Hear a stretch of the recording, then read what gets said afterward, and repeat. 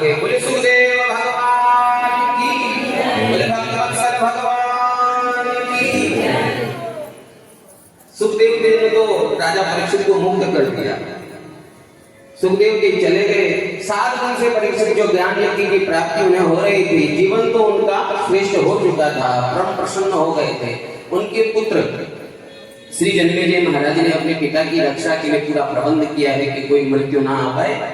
प्रयत्न तो करना ही चाहिए महाराज, लेकिन सुखदेव परीक्षित जी महाराज को एकांत में बैठ के भगवान के ध्यान में तल्लीन थे।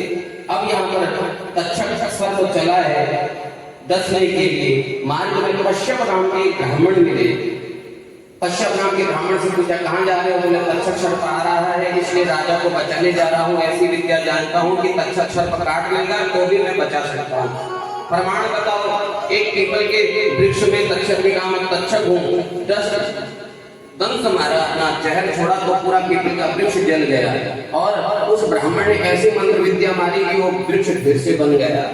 तक्षक डर गया कि ये तो मृत्यु पर भी अपना शासन जमाना चाहते हैं। पंडित जी क्या चाहिए? बोले धन के लिए जा रहा हूँ, अगर वही धन हम तुमको देते तो?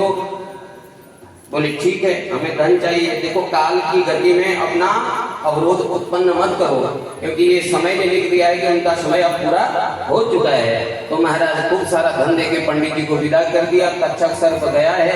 राजा श्री परीक्षित ने देखा कि मेरी मृत्यु आ रही है, बड़े प्रबंध किए गए हैं, लेकिन काल पर कौन विजय पा सकता है? महाराज कीड़े के रूप में तक्षक अंदर घुसे हैं। और जैसे ही परीक्षित ने देखा कि मेरी मृत्यु सामने है, उसी समय उस कीड़े ने भयंकर तक्षक रूप का था शरीर धारण किया, नाग का शरीर धारण किया और परीक्षित महाराज को 3 फंदे मारे और दंश कर दिया। बोले परीक्षित महाराज की। जन्मेजय को पता लगा मेरे पिता की मृत्यु तक्षक सर्प से हुई, तो सर्प यज्ञ प्रारंभ कर दिया। सर्पों का सर्प यज्ञ किए जा रहे हैं। स्वाहा स्वाहा स्वाहा। दुनिया के जितने सर्प हैं सब उड़ करके आ रहे हैं, जल रहे हैं। तक्षक ने राजा देवराज इंद्र का सिंहासन पकड़ लिया। देवराज इंद्र घबरा गए, वासुकी नाग के पास गए। वासुकी नाग की जो पुत्री है नाम है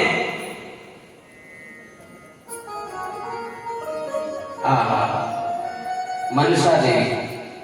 हरिद्वार में उनका स्थान है। वही मनसा महारानी की उनके पास गए।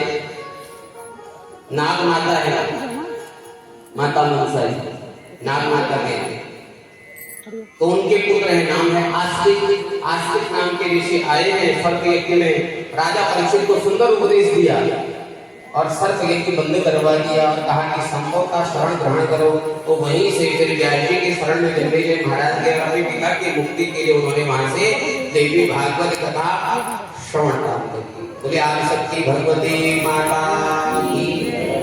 मुक्त तो पिताश्री हो गए थे, लेकिन पिता का जो कर्तव्य पुत्र का बनता है, जैसे कि हम तीर्थ इत्यादि जाकर के अपने दान धर्म से अपने परलोक को संवार देते हैं, वैसे ही परीक्षित ने जीते जी अपना परलोक संवार लिया।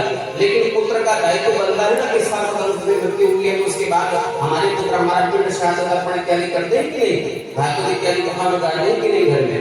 तो वैसे ही जन्मेजय महाराज ने देवी भागवत अनुष्ठान प्रारंभ किया।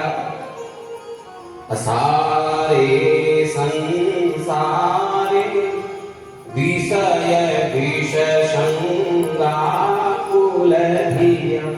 क्षणार्धं क्षेमार्थ पीबत शुत गाथा कुलशुधं परिकिमर्थं व्यर्थं भो व्रजत कुपथे कोसितकथे परीक्षित साक्षीय श्रवणगत मुक्ति कथने।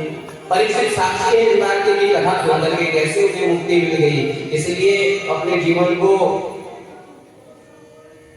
व्यर्थ कब तक गवाएगा, राम नहीं गाएगा तो अंत समय पछताएगा। इसलिए जितना भी हो सके भगवान का। मैं अभी यज्ञ के अनुष्ठान में पूर्णाहुति में मैं यहाँ गया पूर्णाहुति देने के लिए। व्यास जी के हस्त से पूर्णाहुति संपन्न होती है। इस प्रथा से मैं वहाँ गया तो पूर्णाहुति में होड़ मची है। पहले व्यास जी मैं तो छोड़ा अग्निकुंड में नहीं गिरा, नहीं तो पूर्णाहुति मेरे से हो जाती। बोले जय श्री कृष्ण।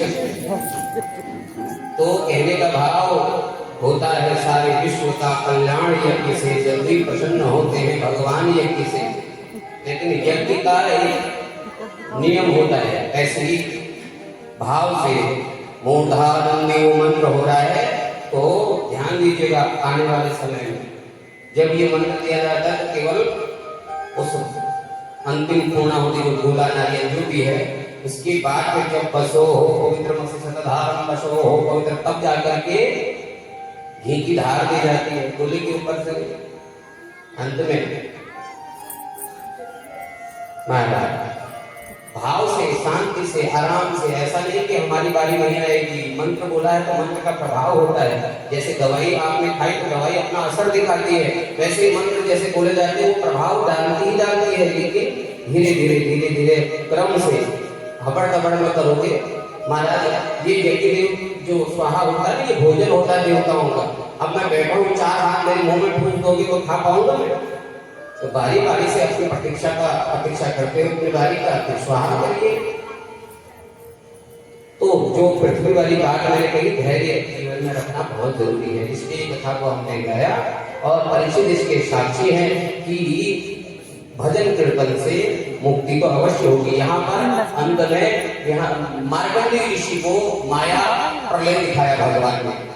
मार्कंडेय ऋषि को करारगन्ने पदारगन्नम मुखारगन्ने विविशेषम पटस्य पत्रस्य मुखीशयानु कालमुकुन्दम मनसा स्मरामि।